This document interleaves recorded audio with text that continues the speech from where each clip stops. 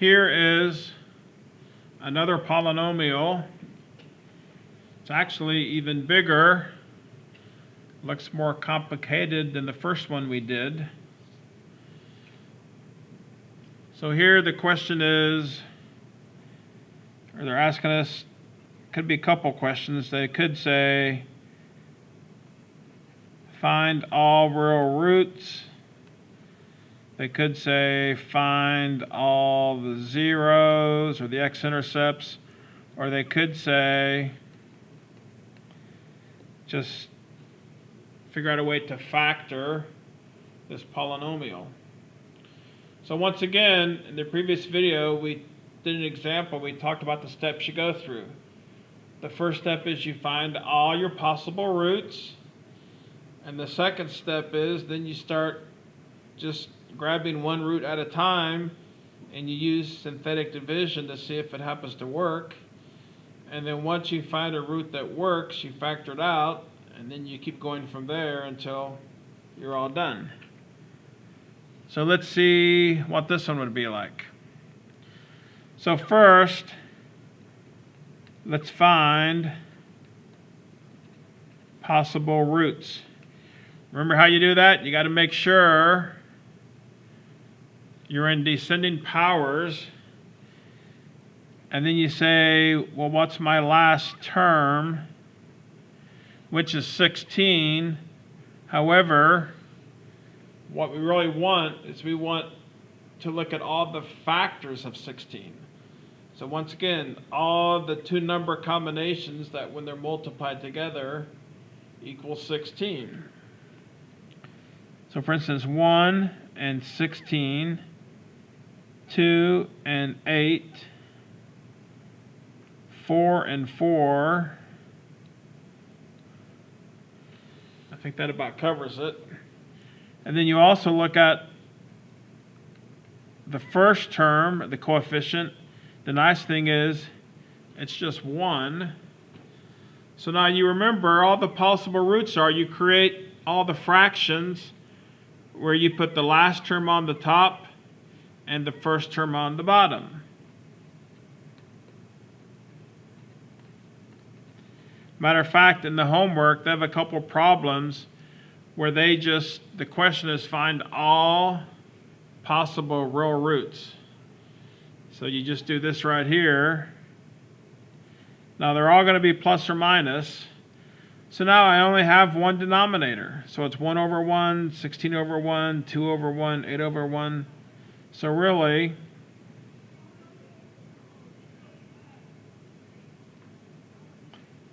one, 2, 3, 4, 5, but because they can be plus or minus, it looks like there are 10 possible roots. So I know somewhere in the middle of these 10 roots are the roots for this polynomial. I don't know how many there are, I don't know which ones there are, but I know they're in there somewhere. So now you simply start doing synthetic division, trial and error, pick a root, see if it works, and you keep trying roots until you find one that works. I don't know. Let's just try 1 again. Got lucky the last time. So here's my synthetic division. I'm going to list all the coefficients.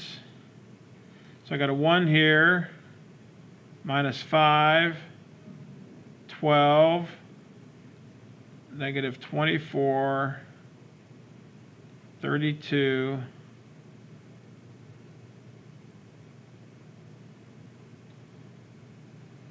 negative 16. And then if you remember, draw this line here. Whatever I'm trying for my root, I put over here. Then remember, that first term automatically comes down. And then you go through this process, right? 1 times 1 is 1. That goes here. Add these two together, minus 4. 1 times minus 4 is minus 4. Add these together. It's 8. 1 times 8, 8 goes here. Negative 24 plus 8. 1 times negative 16 is here. Add these two together, it's 16. Then 1 times 16 is 16. Negative 16 plus 16 is 0. Looks like I've gotten lucky twice in a row. To be honest, normally when you choose your first root, it doesn't quite work. But here I got lucky again. And the way, once again, we know it works, if my remainder is 0, then you know I've chosen a root. So here's what I can say. I can now start to rewrite my original polynomial. In this case, I'm going to factor out this parenthesis. Since 1 is a root, what that means is I can factor out the parentheses x minus 1. So what's left in here? Once again, it's these numbers. And since I start with x to the 5th, I know it's going to be x to the 4th, x to the 3rd, x squared, x, and my constant. And the coefficients are right here. So it's 1 minus 4 plus 8, running out of room. Let me rewrite this again so you can see it. So it's x to the 4th minus 4x cubed plus 8x squared minus 16x plus 16.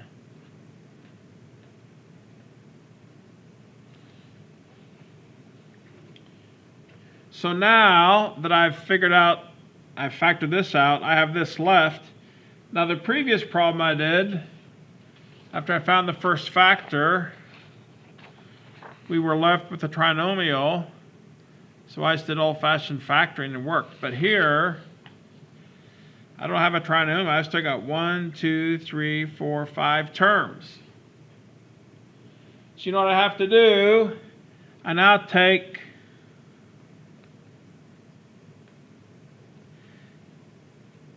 the equation inside the parentheses, and I sort of do the whole process again. Now, I, in a sense, want to find the zeros or the roots of this part. So I say, well, what are possible roots? Well, I still have a 16 here and a 1 here. So the possible roots are the same as before.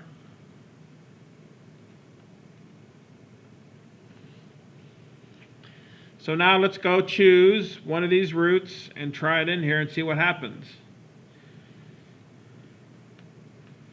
Let's just try 1 again. It's possible to have the same root twice. Maybe we'll get lucky. So now I set up my synthetic division. So here I have a 1, negative 4, 8, negative 16, and 16. And the 1 goes here. So let's do my synthetic division. You drop this down. 1 times 1 is 1. Negative 4 plus 1 is negative 3. 1 times negative 3 is negative 3. 8 minus 3 is 5. 1 times 5 is 5.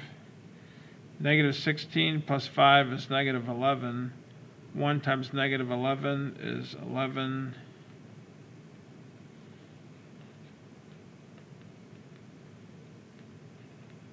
There's my remainder. And in this case, it's not 0. Since it's not 0, 1 is not, should say it, it's not another root.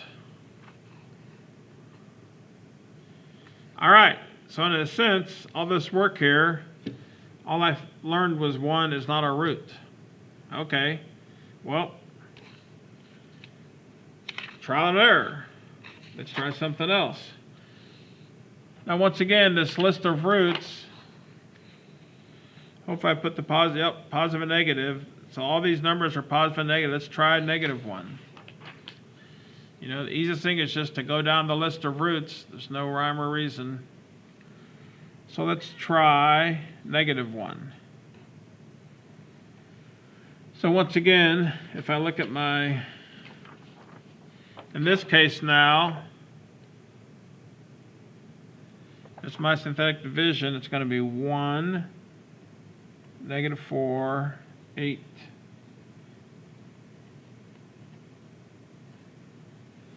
-16 is 16.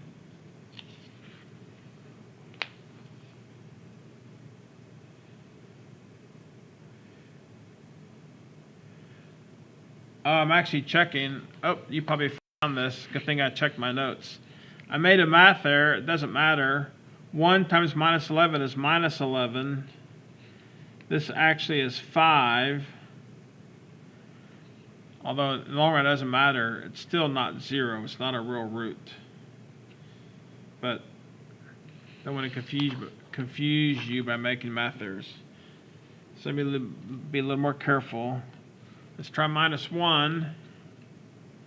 Do our synthetic division.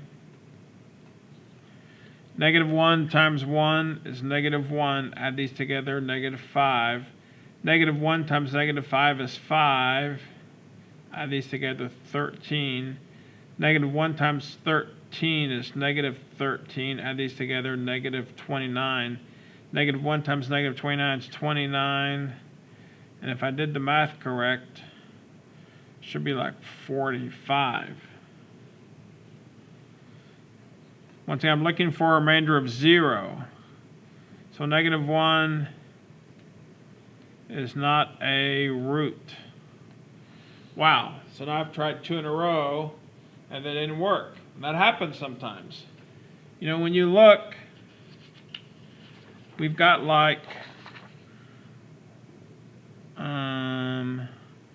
1, 2, 3, 4, 5, 10 possible roots. I've just now tried 2. Now they don't work. I have like 8 more I may need to try. And you can try whichever one you want. You just cross your fingers and hope sooner rather than later you find a root that actually works. All right, let's try 2. This is why sometimes these kinds of problems can be sort of tedious. Can be a lot of times you feel like you're spinning your wheels because you do a lot of work and you don't really feel like you're making much progress.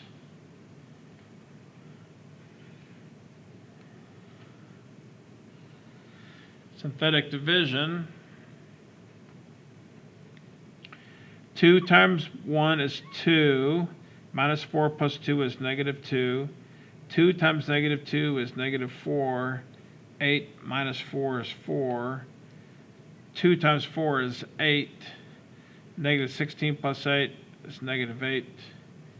2 times -8 is -16. 16 minus 16. All right, finally.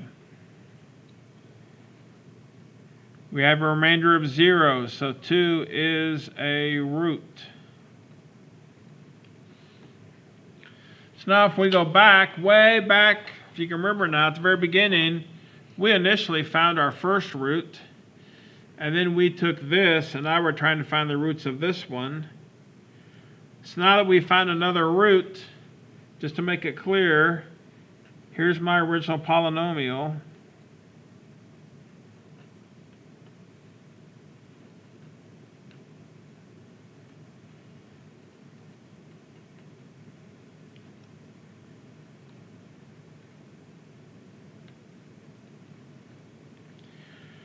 So far, my first root of 1 gave me a factor of x minus 1. The second root of 2 gives me a factor of x minus 2. And now, what's the leftover part? Once again, it's what is here. So it's going to be x cubed minus 2x squared plus 4x minus 8. Let me just write this all out. It's a little messy. X cubed minus 2x squared plus 4x minus 8.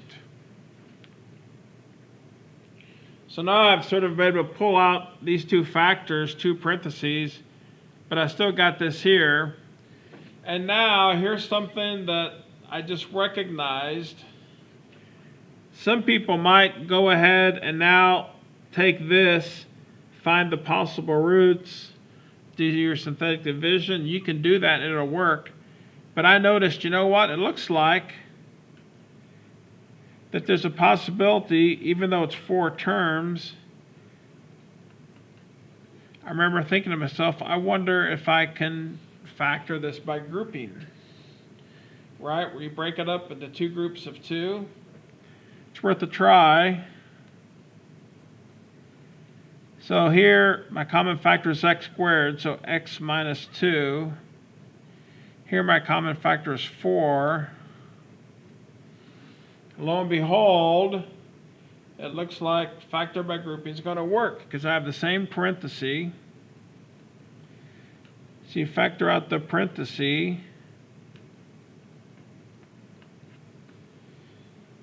And end up with that. So now,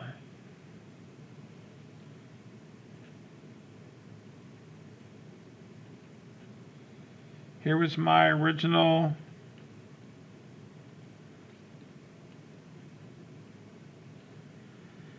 polynomial. Here it is sort of factored. X minus 1, x minus 2, x minus 2. I can combine these into just x minus 1, x minus 2 squared, x squared plus 4. Now this, x squared plus 4, does not factor. So basically, here I am. And if they ask me to find the zeros or the real roots, I would say 1, 2. Now here, this last parenthesis, I have to ask myself the question, what value of x would cause this last parenthesis to be 0? Well, if you look at it, what has to happen is x squared would have to equal negative 4. Can you take a number and multiply it by itself and have it ended up equaling a negative number? You cannot. So there's actually no roots or solutions from here. So the zeros or the roots are 1, 2.